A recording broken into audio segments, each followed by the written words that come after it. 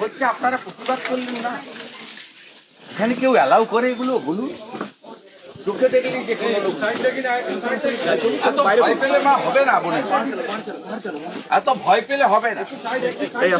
অভয়ার বাবা মা কিভাবে ভয় না পেয়ে ক্ষতিপূরণ রিফিউজ করে লড়ছে দেখে শিখতে হবে সবাই। যে পার্টিটা এখানে আছে না, ওই পার্টিটা এখানে ছিল না।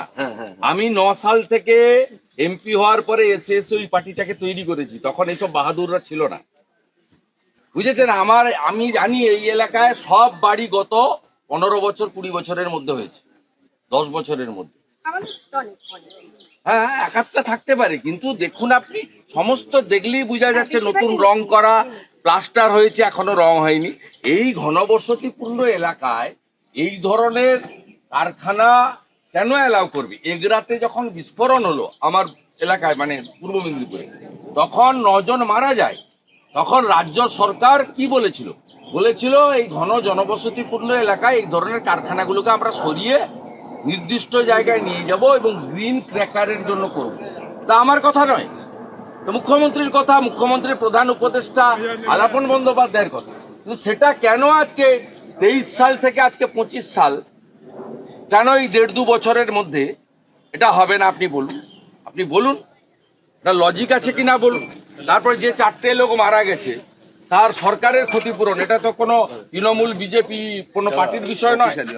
ট্যাক্সের টাকা দিয়ে আমরা 2 লক্ষ টাকা ক্ষতিপূরণ হয়, সরকার চেক দিয়েছে। 2 লক্ষ টাকা কি হয় আপনি বলুন? 2 লক্ষ টাকা কি হয়? এটা কখনো সরকারের দায়িত্ব? আমি বিরোধী দলনেতা, আমার দায়িত্ব আছে।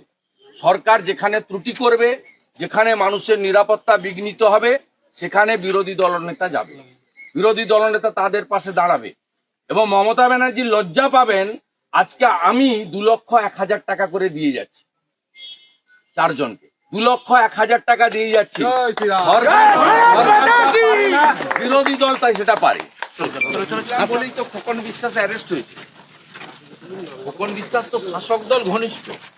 আপনি কত ছবি নেবেন আমার সঙ্গে, মানে আমার কাছ থেকে, যে খোকন বিশ্বাসের সঙ্গে তৃণমূলের ছবি কত চাই আমার কাছে আছে।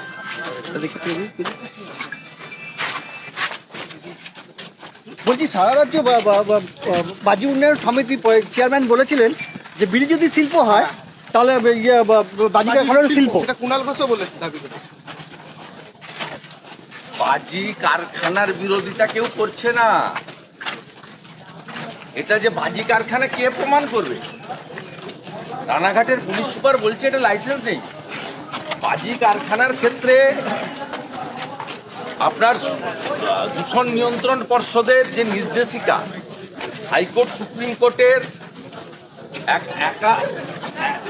একাধিক যে গাইডলাইন মেনে করুন না। এগরার খাদিকুলের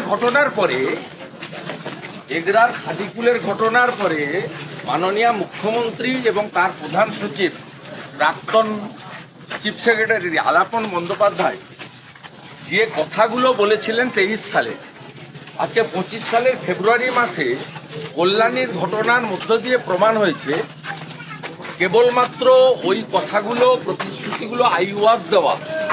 এবং এগরার ঘটনা থেকে যেখানে ডাক্তার মানস ভূঁইয়াকে জনগণ তাড়া করেছিল, সেখান থেকে চোখ ঘুরিয়ে দেওয়ার জন্য বলা হয়েছিল, তার কোনো ইমপ্লিমেন্টেশন নেই, এটা তো প্রমাণ হয়েছে কল্যাণীর ঘটনা। তিনি বলেছেন যে আপনি এর সঙ্গে বাজির সঙ্গে কয়েক লক্ষ লোক যুক্ত, তারা যদি দূষণ নিয়ন্ত্রণ পর্ষদের নির্দেশ মেনে, তারা যদি মানে কোনো জায়গায়, ফাঁকা জায়গায় হাব তৈরি করে মানে দূষণমুক্ত বাজি ব্যবহার করেন, ক্ষতি কিছু নেই, তার সঙ্গে এর কোনো সম্পর্ক নেই। আর এটা বাজির কারখানা আপনি প্রমাণ করতে পারবেন? যাদের নাম বলছেন তারা আগে লাইসেন্সটা দেখান না, এটা বাজির কারখানা ছিল।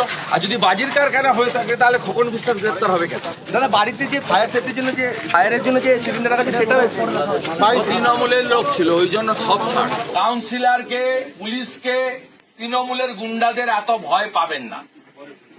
আপনারা ভয়ে থাকেন বলে আজকে এই ঘন জনবসতিপূর্ণ এলাকায় এইরকম একটা বিপজ্জনক অবৈধ কারখানা চালু রাখলো এবং যার ফল দিতে হলো এই 4 জন। ডাকুন করতে আসুন একদিন।